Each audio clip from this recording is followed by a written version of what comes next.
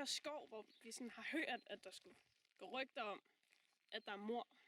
Jeg kan også rigtig meget lyst. Jo, så vi må håbe, der sker et eller andet, når vi går herop. Det håber jeg. Hold nu op, ikke? Det er jo ikke engang sikkert, at der er noget. Det kunne bare være, at det var rygter. Ja. Vi må i hvert fald se, hvad der sker. Vi ses deroppe.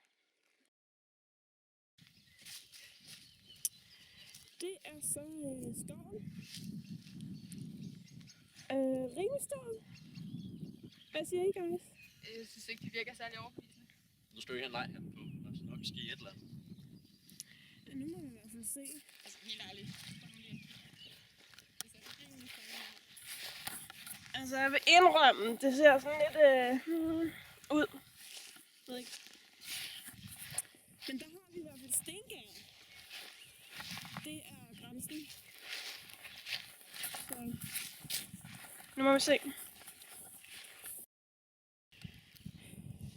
Jeg forstår slet ikke, hvorfor der skulle være noget i den skov. Altså, prøv de der blomster der.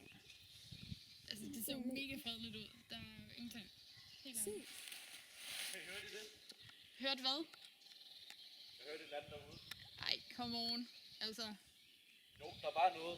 kunne det ikke bare være et eller andet dyr? Du kunne se det. Ja, jeg så, der var noget derude. Jeg tror altså bare, det er noget, du bilder dig ind. Nej, det er ikke. Jeg ved, der er et eller andet derude. Du er sikker på, at det ikke bare er et dyr? Ja, I kan også bare gå tilbage til det, jeg har ude. Okay.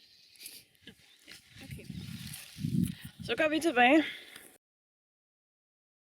Ja, som I nok kunne høre, så valgte Markus at blive. Fordi han simpelthen troede, at der var noget herinde. De andre ikke tror, så vi vælger at gå tilbage nu. Og så, ja. Det er jeg sikker på, at der ikke er noget, så der ikke er nogen grund til at blive her.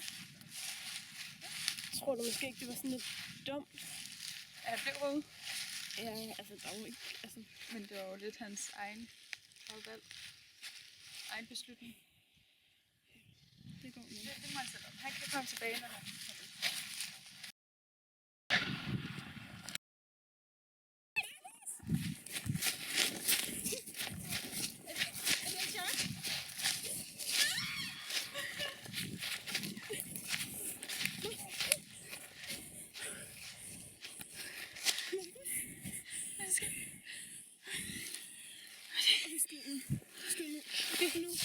Vi kan jo ikke bare efterlade ham. Hvad skal vi gøre?